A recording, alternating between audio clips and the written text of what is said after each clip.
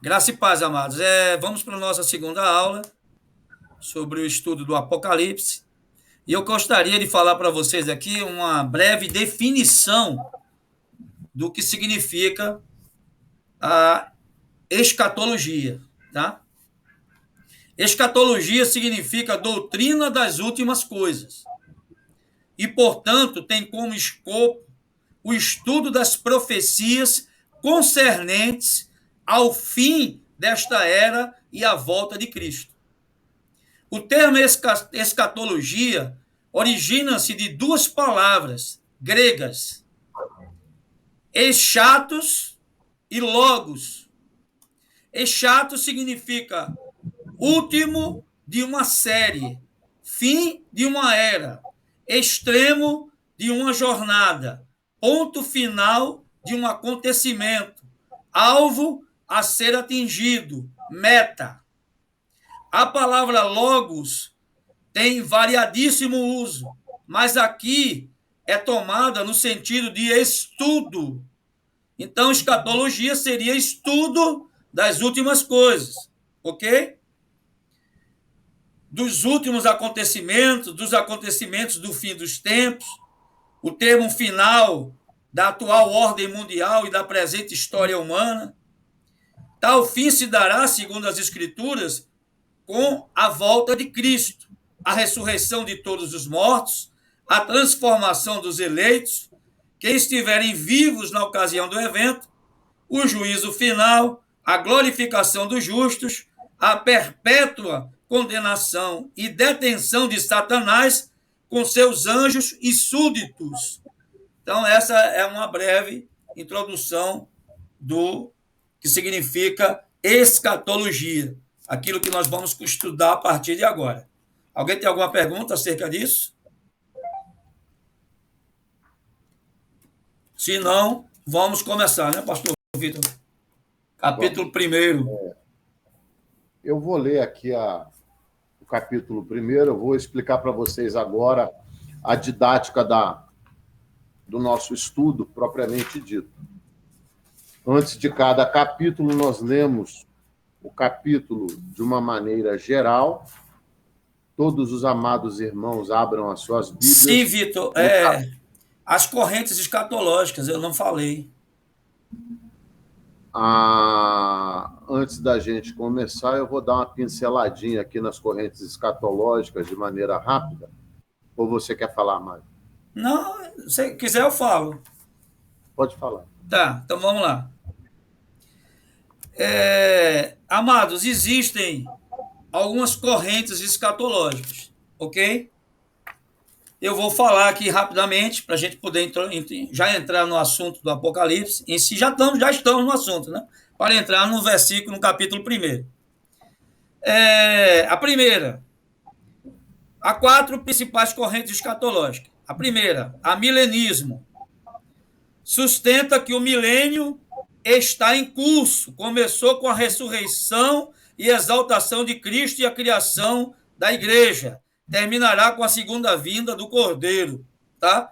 Para o amilenista, o milênio já começou. Tá? O milênio começou na primeira vinda de Cristo. Na primeira vinda e termina na segunda. Termina na segunda. E essa é uma interpretação alegórica. Alegórica. Vamos lá. Segunda, pré-milenismo. Prega que o reino milenar do Messias será implantado na terra, material, social, política e religiosamente, por ocasião de sua volta e com a ressurreição dos justos. O reino milenar terminará com a ressurreição e a condenação final dos ímpios. Alguma observação, Vitor? Não. Essa é uma ideia incompleta. Incompleta. Vamos lá. Pré-milenismo, dispensacionalista, tribulacionista.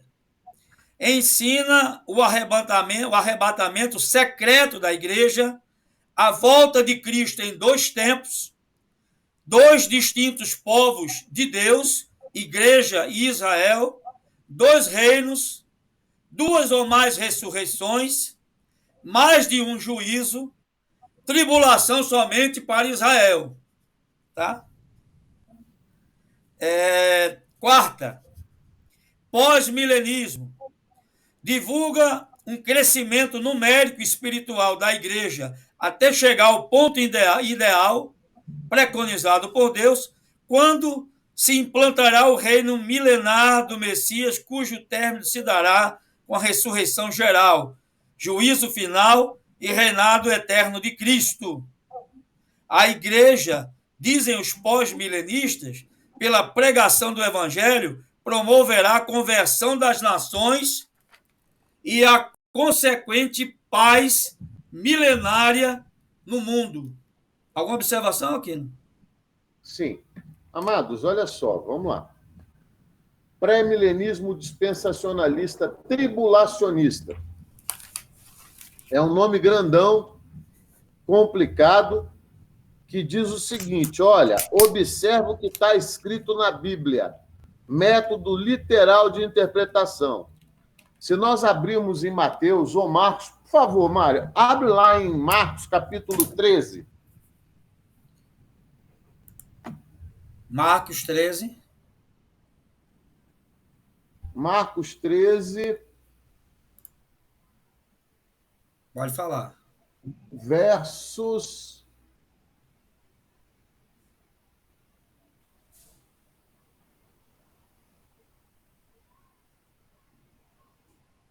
Vamos entender como é que funciona a interpretação bíblica.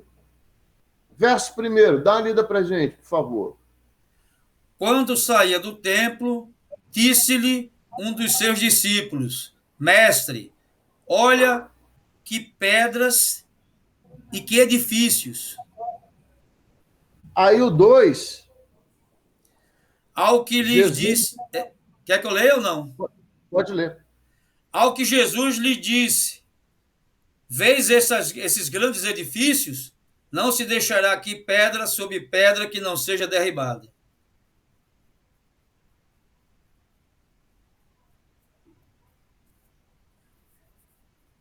Vitor? Travou? Travou a conexão do Vitor lá, Matos. Mas vamos continuar aqui. Enquanto ele retorna, para ele tomar o raciocínio dele. Algumas definições aqui bem importantes. Amilenismo. Voltou, Vitor? Voltei. Pronto, então vai lá, continua. Pode continuar. Lê para mim o 2, por favor. Eu li. Tá. Então, amados, vamos lá. Vamos entender a profecia aqui.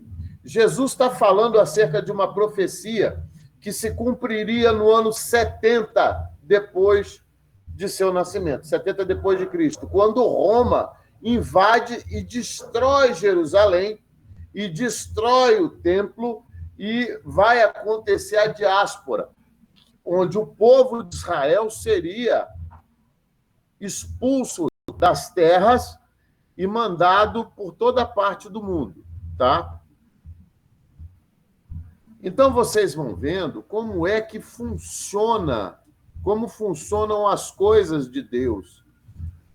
Tem profecias que eram para aqueles tempos. Agora, vamos ver o porquê do dispensacionalista.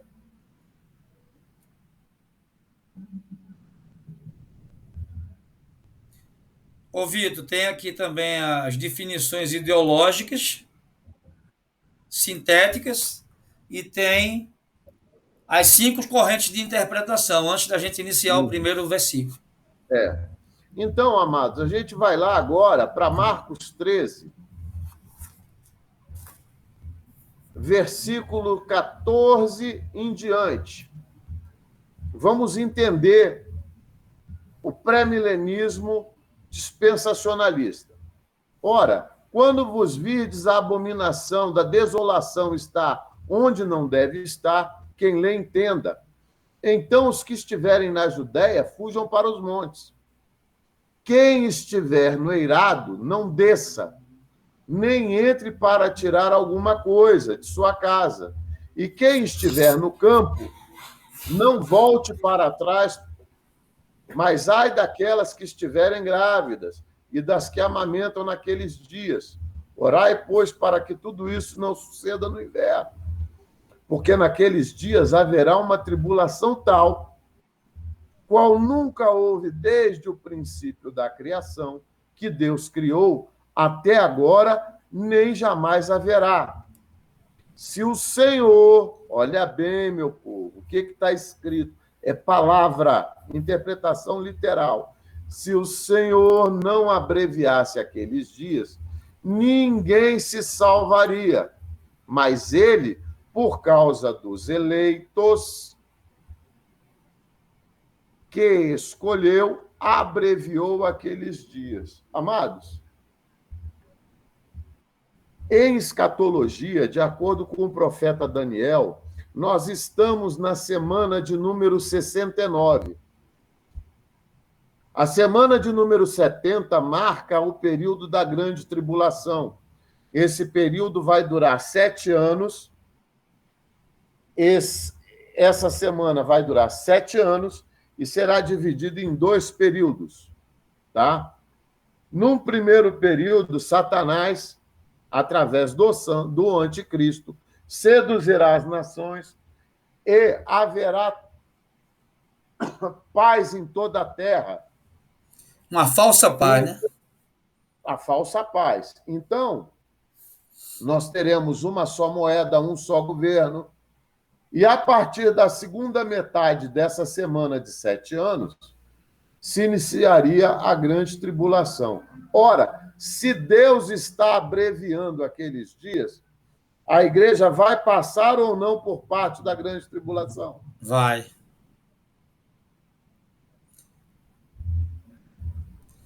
O próprio Senhor fala, né? Se os dias não forem abreviados, os eleitos se perderiam. É Jesus Cristo falando. Cabe alegoria? Não. Cabe outra interpretação que não a literal?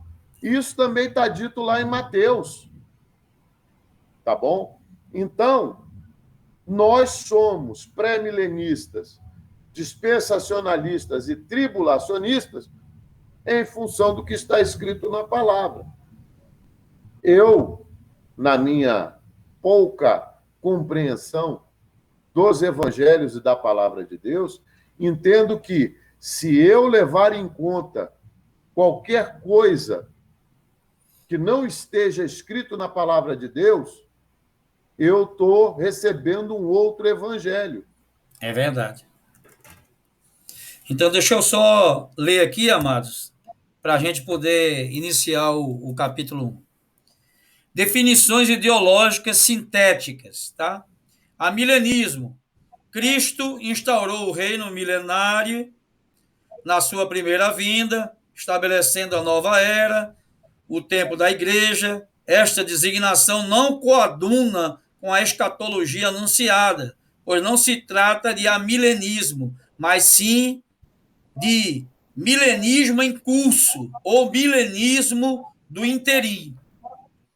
Pré-milenismo. O pré-milenismo virá depois da segunda volta de Cristo e será um reinado terreno e político do Messias com sua igreja. O pré-milenismo dispensacionalista tribulacionista. Cristo virá para cumprir a 70ª semana de Daniel, como falou o pastor Vitor. Primeiro arrebatará a igreja, depois, durante 3 anos e meio, congregará Israel. A seguir haverá a grande tribulação, durante mais 3 anos e meio. Então Cristo retornará e dará início ao reino milenário, regendo de Jerusalém o mundo. O pós-milenismo, o reino milenário, será implantado paulatinamente pela pregação universal do evangelho e pelo crescimento e santificação da igreja. Aqui foi só mais uma leitura daquilo que nós já comentamos, tá? O versículo introdutório aqui do Apocalipse, que é Amós, capítulo 3, verso 7. Certamente o Senhor Deus não fará coisa alguma sem primeiro revelar o seu segredo aos seus servos, os profetas. Amós, capítulo 3, verso 7. O autor do Apocalipse, que a maioria dos estudiosos e a própria tradição cristã aponta João, o apóstolo João, como o autor, o filho de Zebedeu, como o autor do livro do Apocalipse, certo? A data aí entre 90 e 100 depois de Cristo, uma data possivelmente aceita aí 96 depois de Cristo, mas entre 90 e 100, tá? As correntes de interpretação são 5 correntes. A preterista, ela entende que o Apocalipse se refere a acontecimentos que ocorreram no passado, principalmente no período em que foi escrito no primeiro século. Não tem nada a ver. Apocalipse é o estudo das coisas que virão. Aqui ele está dizendo que as coisas que já aconteceram. Não tem nada a ver. A interpretação histórica entende que o Apocalipse descreve a história da igreja, do início até o fim dos tempos. Também não bate com o significado e a intenção, né, do Apocalipse. O poético entende que o livro seria a descrição poética, mística, do triunfo certo de Deus e o seu povo sobre o mal. A futurista entende que o Apocalipse seria principalmente a revelação do que acontecerá no futuro, no fim dos tempos, inclusive durante a chamada Grande Tribulação. E a eclética entende que a interpretação do Apocalipse deve ser flexível, abrangendo elementos de todas as correntes acima, sendo um livro que usa símbolos e descreve tanto o passado, quanto o presente, quanto o futuro. Agora, contigo aí, Vitor. Amados, vamos lá. Dúvidas até agora? Dúvidas? Alguma dúvida? Nossa posição teológica é a favor da corrente eclética, porque o livro do Apocalipse ele é pretérito, porque trata de coisas que já aconteceram. Ele é histórico, porque essas coisas que aconteceram fazem parte da história da igreja e do povo de Deus. É poético, porque descreve situações que, com o conhecimento que João tinha acerca de tecnologia, não seria possível. Futurista, porque ela fala de coisas que ainda estão por vir, dado que Jesus Cristo ainda não arrebatou sua igreja. Tu tá aí, né, Mário? Tô aqui. Eu também tô, né? Então, nós não fomos arrebatados ainda. Então, a nossa posição é a posição eclética.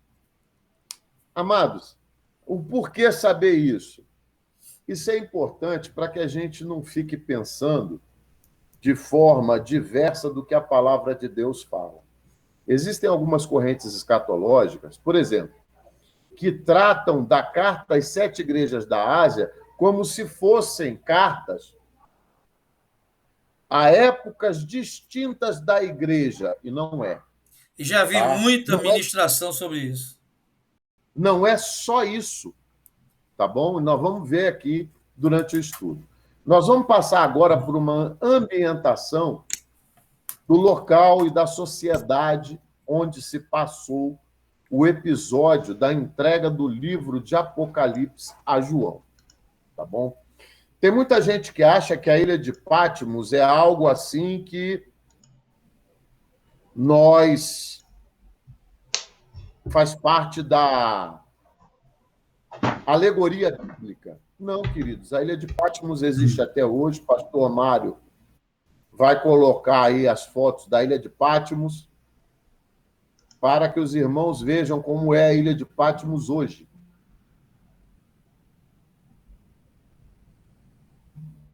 Pronto. Já está projetado Amado, aí aqui. essa é a ilha de Patmos. Ela existe, não é ficção, tá? Ela existe lá na Grécia. Lá chegam navios de cruzeiro, entendeu?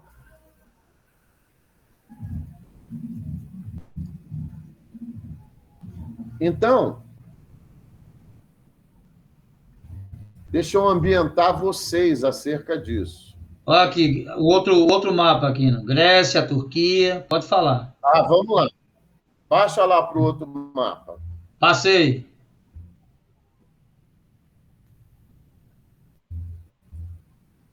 Não, eu aqui ainda não vi. Não, mas já passei, é porque não chegou aí. Tá. Então vamos lá. Deixa eu falar um pouco sobre a ilha de Patmos.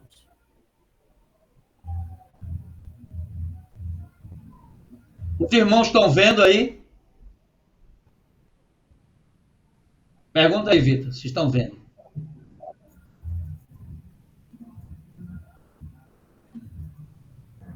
Com a forma de uma lua Amém. crescente. Estamos vendo. Estão vendo, né? Então, Obrigado, Berg. Obrigado, Berg. como a forma de uma lua crescente, a ilha de Patmos dista cerca de 65 quilômetros a oeste da cidade costeira de Mileto. Está lá em Atos 20, 15, 17, 2 Timóteo 4, 20. Com seu ponto natural voltado para o leste, era um refúgio seguro para os navios durante as tempestades. Mário, deixa para mim na segunda imagem, por favor. Tá, já está aqui. Estava também estrategicamente localizado ao longo das linhas comerciais marítimas. Então, se a gente vê aqui, ó, Patmos, ela fica próxima à Ásia Menor, tá? Hoje Turquia, e nós vemos ali nessa imagem as igrejas que existiam. As 7 igrejas da Ásia não são alegoria também, elas verdadeiramente existiram.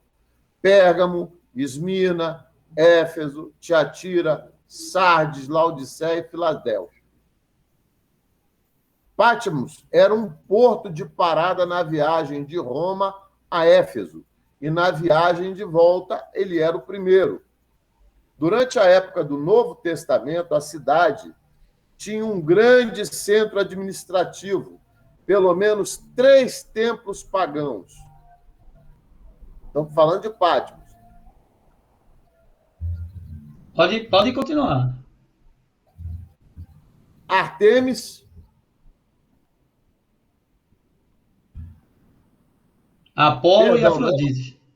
Isso. Artemis, Apolo e Afrodite e um hipódromo para as corridas de cavalo. Era, portanto, governada pelo procônsul de Éfeso, procônsul romano.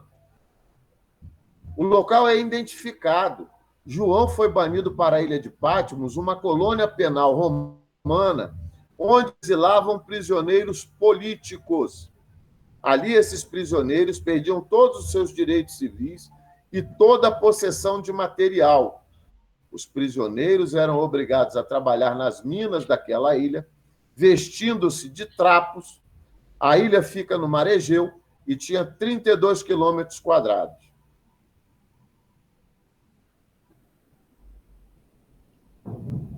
Pode parar de razão... compartilhar? Aqui não. Ou continua ainda? Não, deixa aí. A razão do exílio é declarada. João é preso na ilha de Patmos por causa da palavra de Deus e do testemunho de Jesus Cristo. Tá? Então, amado, pode tirar, Mário. Então, amados, essa é a ilha de Patmos. Ela existe, as 7 igrejas também existiram. Inclusive, existem ruínas dessas igrejas até o dia de hoje. Tá? Então, agora nós vamos passar para o capítulo 1 de Apocalipse.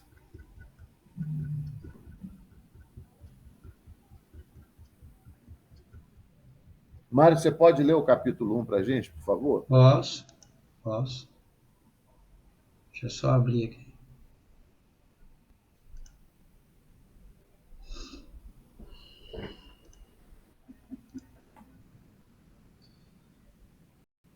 Revelação de Jesus Cristo, que Deus lhe deu para mostrar aos seus servos as coisas que brevemente devem acontecer. E, enviando-as pelo seu anjo, as notificou a seu servo João, o qual testificou da palavra de Deus e do testemunho de Jesus Cristo, de tudo quanto viu. Bem-aventurado aquele que lê e bem-aventurados os que ouvem as palavras desta profecia e guardam as coisas que nela estão escritas, porque o tempo está próximo.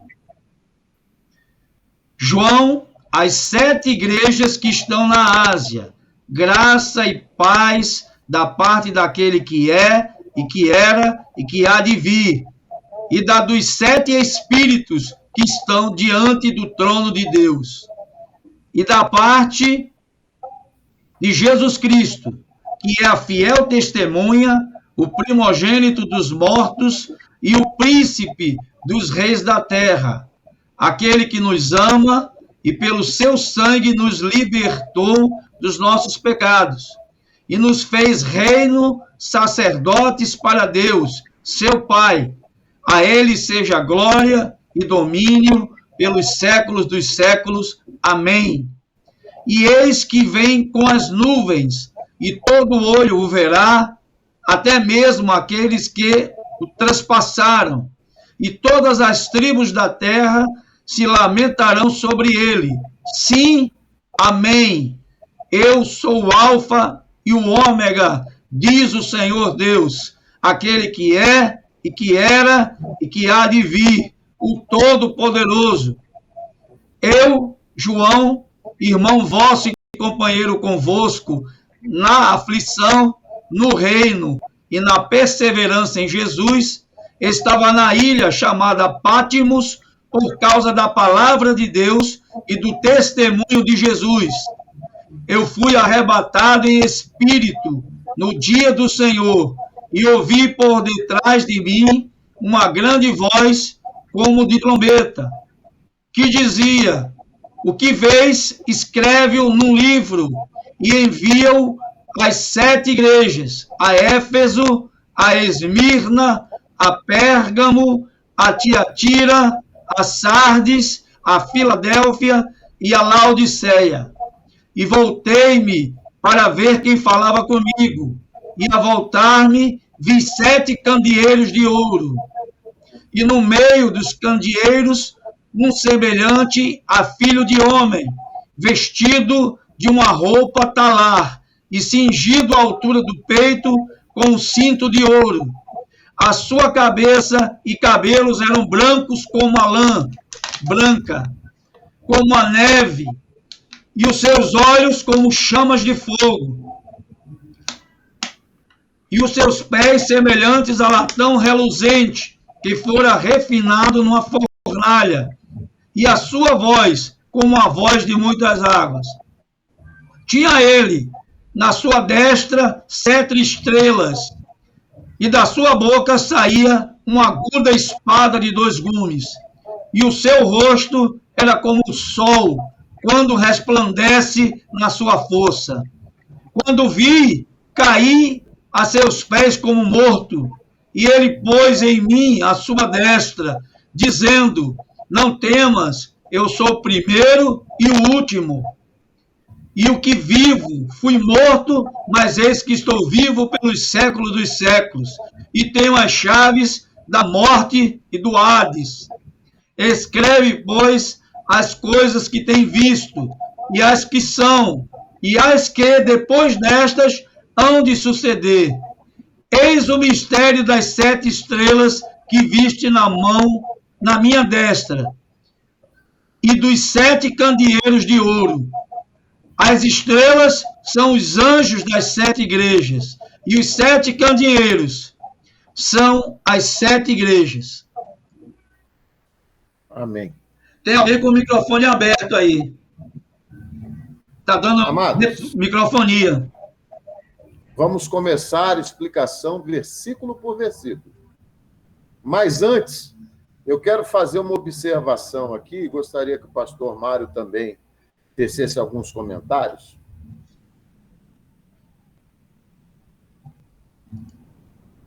Jesus Cristo, o nosso Senhor Jesus, ele se esvaziou da sua glória, algo que nós chamamos de kenosis, para vir ao mundo na forma do servo sofredor. Em Gênesis, e como relatado por João, nós vemos Jesus Cristo como o Verbo que se fez carne e o Verbo que estava durante a criação de todas as coisas. Essa visão glorificada de Jesus é a visão de Jesus à destra de Deus, depois de ser honrado por Deus pelo seu trabalho, pela sua tarefa, pelo sacrifício vicário. Tá? Então, nós precisamos compreender que a figura de Jesus descrita aqui é Jesus no apogeu da sua glória, como primogênito daqueles que dormem. Mas Amém. Jesus está vivo Vivo. ao lado do Pai. Aleluia. Amém? Então, vamos começar. Pode dar glória a Deus e aleluia. Ó, irmãos, aqui nós somos 100% pentecostais, viu? Glória e aleluia sempre ao Senhor Jesus. A Ele toda a honra, toda a glória e todo o louvor. Revelação do grego Apocalipse. Tirar o véu de Jesus Cristo. Quem vem de Cristo é dele. Amados, tirar o véu é trazer a luz, trazer o esclarecimento. Então, antes de mais nada, esse é o motivo de Apocalipse chamar o livro das revelações. Aqui, a pessoa de Jesus Cristo está sendo revelada, os desígnios para a igreja do Senhor estão sendo revelados, e mais, o dia que o Senhor Deus separou para a sua ira também estão sendo revelados. Tá? Cabe salientar aqui também que, com o início de Apocalipse, com a entrega do livro de Revelações a João, nós colocamos um ponto de separação em algumas dispensações da igreja e do povo de Deus. Ou seja, Deus, no início, falava com os patriarcas. Depois, Deus passa a falar com o profeta Moisés. Depois, Deus vem falar com os juízes. Depois, Deus vem falar novamente aos profetas. Ele não falava com os reis. Vai vendo. Deus falava aos profetas. Terminado o período em que Deus falava aos profetas, nós temos um período intertestamentário de 400 anos, onde Deus não fala com ninguém. Nós não temos profecias durante 400 anos. E conforme foi profetizado por Jeremias, na plenitude dos tempos, e por Isaías, né, o leão da tribo de Judá vem na forma do servo sofredor. Após o período em que Jesus está no seu ministério, Deus volta a falar com os apóstolos. Então, nós temos a descida do Espírito Santo e os apóstolos são ministrados diretamente pelo Espírito Santo de Deus. Tem pergunta aqui, pergunta. Podem perguntar. Pode perguntar.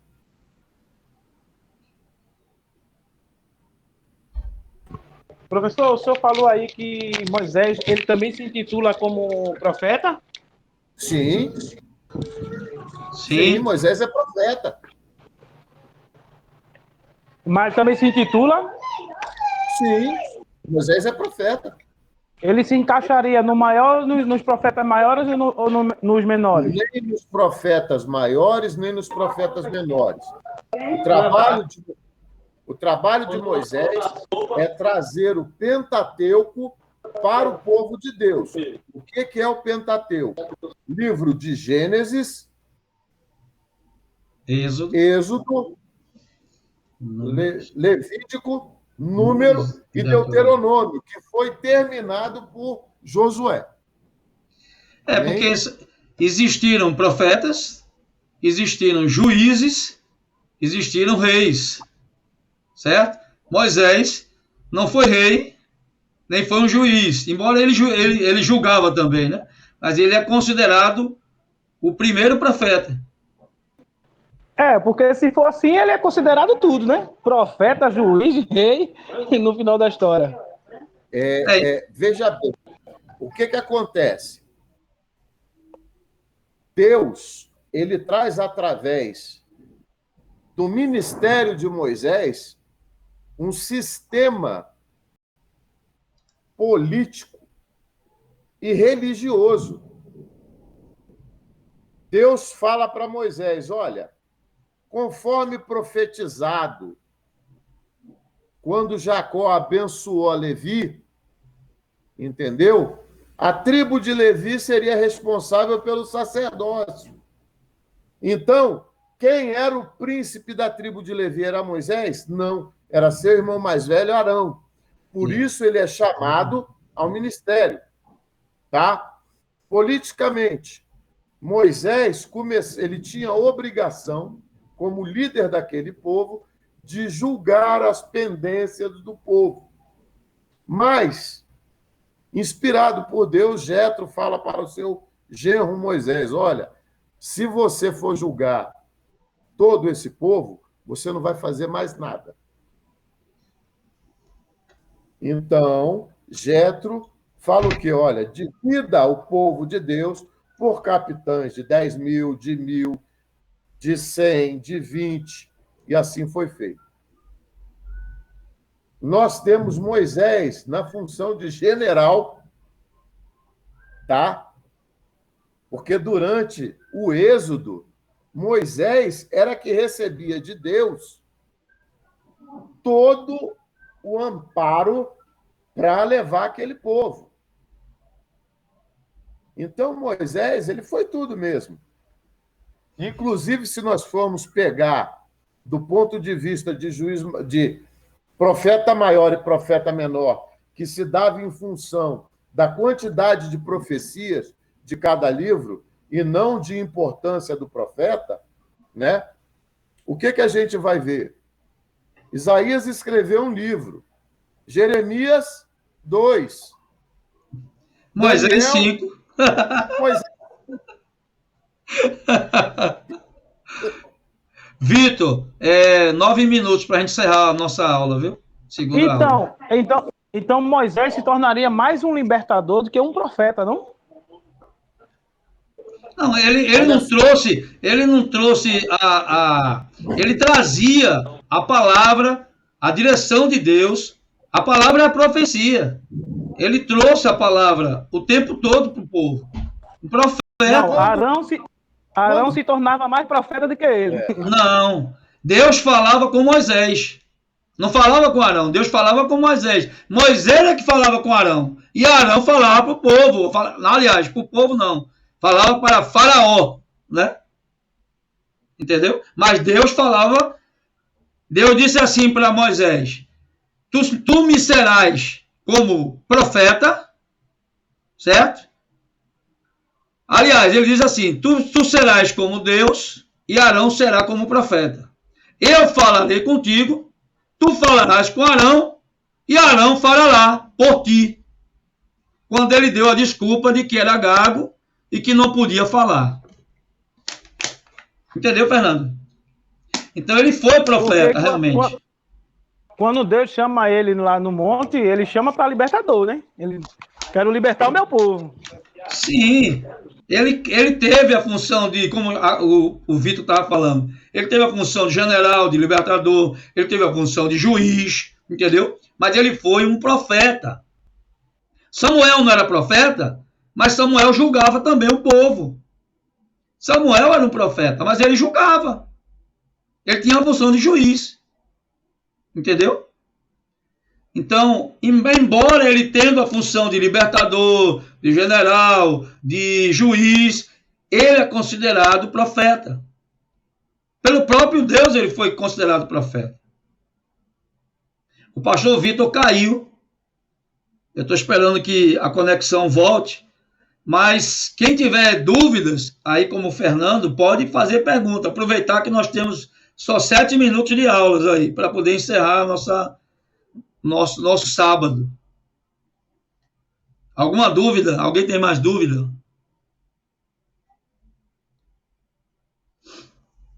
E aí, Fernando, satisfez a sua pergunta? Não, tranquilo. Agora voltou para a mesma coisa, né? Então Moisés foi tudo no final da história. Ele exerceu. Veja só, a gente pode ser várias coisas, mas Deus nos chamou para uma específica. Vou dar um exemplo para você. É isso aí. Vou dar um exemplo para você. Tô chegando onde eu queria. Quando eu comecei no ministério, diziam que eu era evangelista, certo? E realmente Deus me usou como evangelista. Eu ministrei em várias Assembleias de Deus, Batista, Casa da Bênção, Deus é Amor, Igreja Católica, onde você imaginar, certo? Me usou para pregar em praça pública e etc. Depois, Deus começou a me usar no ensino da palavra.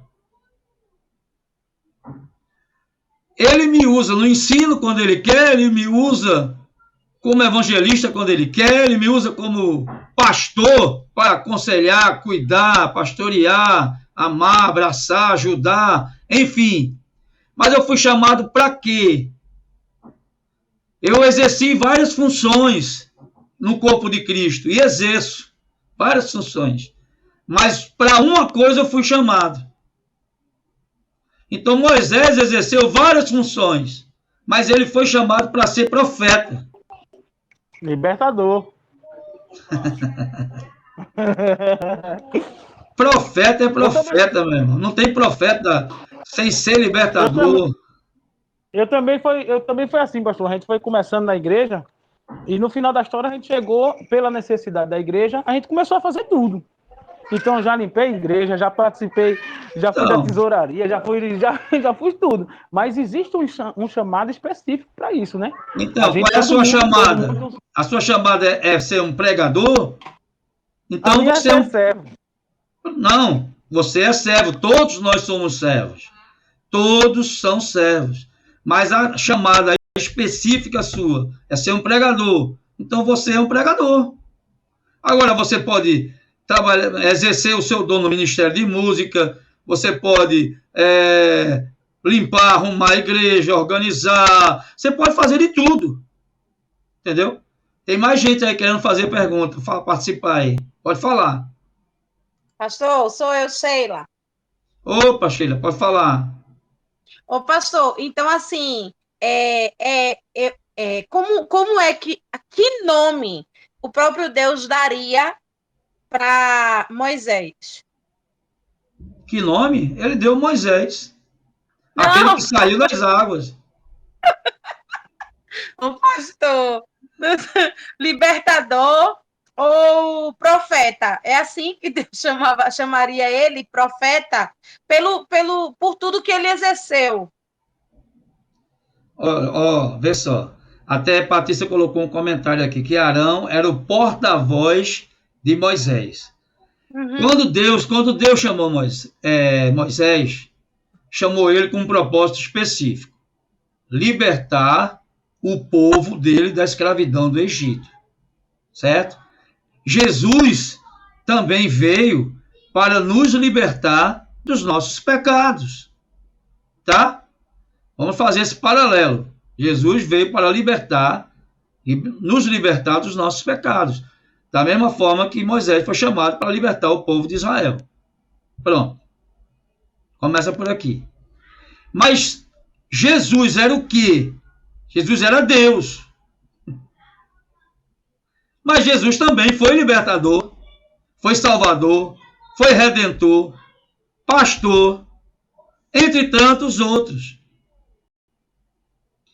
Moisés foi chamado para libertar o povo de Israel, contudo, depois Deus faz essa afirmação. Deus diz, olha, porque quando Moisés coloca uma limitação dele em termos de eloquência, ele disse que não era eloquente, aí ele disse, tudo bem, teu irmão Arão é eloquente. Ele vai ser o teu porta-voz, como falou aqui a evangelista Patrícia. Arão será teu porta-voz, mas eu falarei contigo. E ele diz também na palavra, se há profeta nesta cidade, eu falo com ele por visão, por sonhos, não é assim com o meu servo Moisés, eu falo com ele face a face. Moisés, para Deus, ele era um profeta que foi chamado para libertar o povo da escravidão do Egito, conduzir o povo para a terra prometida. Por causa do pecado da rebelião, uma geração toda morreu no deserto e outra geração entrou na terra prometida. O próprio Moisés não entrou. Ele viu, mas não entrou. Mais alguém quer fazer alguma pergunta? A gente está encerrando dentro de 1 minuto nossa aula, para não atrasar a atividade da igreja. Pastor Então, quer dizer... Pode falar, Patrícia. Só, no caso, aqui para ajudar a esclarecer Moisés, eu entendo como Moisés, ele foi, sim, chamado para libertar o povo que estava cativo. É isso. E daí conduzir esse povo para a terra prometida. Amém. Nesse caminho, ele era o único a quem Deus se revelava. Exatamente. Que é o papel do profeta, que Justo. Deus revela, Deus fala, e como profeta transmite para o povo aquilo que Deus revelou, aquilo que Deus falou. Aleluia! Então, aí vem caso, Moisés, ele foi libertador, foi usado como libertador de um povo que estava escravo nas mãos de Faraó, mas ele era profeta porque ele transmitia para o povo aquilo que Deus mandava. Amém. Olha aí, Patrícia falou tudo. Fernando, só uma pergunta para você. Sobre quem o Espírito Santo vinha no Velho Testamento? Sobre quem? Hein, Fernando? Aqui, ele vai falar por aqui que o dele caiu, pastor. Tá, fala aí, Fernando. Sobre quem vinha... Não, sobre quem vinha o Espírito Santo no Velho Testamento? Vinha sobre profeta, rei e sacerdote, capacitando eles para o ministério, somente. Se Moisés fosse só um libertador, o Espírito Santo não tinha vindo sobre ele. Deus não ia falar face a face com ele. Ele não ia trazer a revelação dos 10 mandamentos e de toda a lei que o Senhor e mandamentos que o Senhor deu a ele. Pode falar, quem é que está falando? Quem quer falar mais? Adelso? Fala aí, Adelso. Pai do Senhor, povo de Deus. Amém. Amém, pastor. Olha, desculpa não ter entrado para falar primeiro, que eu sou meio enrolado na internet. O menino chegou agora, eu estava só escutando. Como autorizar com a câmera e o áudio, viu? E foi bênção, né? A aula de hoje. Dúvidas sempre teremos. Temos que aprender. Principalmente quando a gente estuda as coisas de Deus e as coisas do tempo do fim. Que aí complica mais um pouco, né? A gente vai morrer aprendendo, mas é isso mesmo. É a linha que cremos, é a mais fidel à palavra de Deus, né? E é isso aí mesmo, vamos embora. Vamos aprendendo e convidar outros irmãos. Hoje foi uma introdução, entrou já um pouco, né, no livro em si. É verdade. E a presença de todos, agradeço. Que Deus continue, convide mesmo, porque quanto mais esclarecimento, quanto mais o povo leigo, mais o povo será enganado, né? É verdade. Quanto mais o povo tiver conhecimento, mais a sua mente se abre.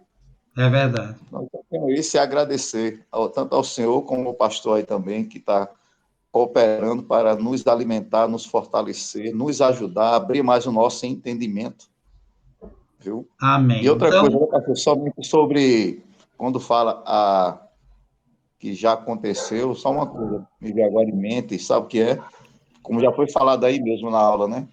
Que aquelas cidades, aquelas igrejas já foram destruídas, então não foi para hoje, é para o tempo de hoje, né? Então, não tem nem lógica, se já foram destruídas, então, não é verdade. naquela época já foram, né? Não tem nem verdade. como ser nelas, né? Então, tem Verdade. coisas que não tem nem lógica de nada, né? É verdade. E nós vamos ver isso semana que vem. Eu agradeço a todos. Oi. Quem fala? Janaína. Então,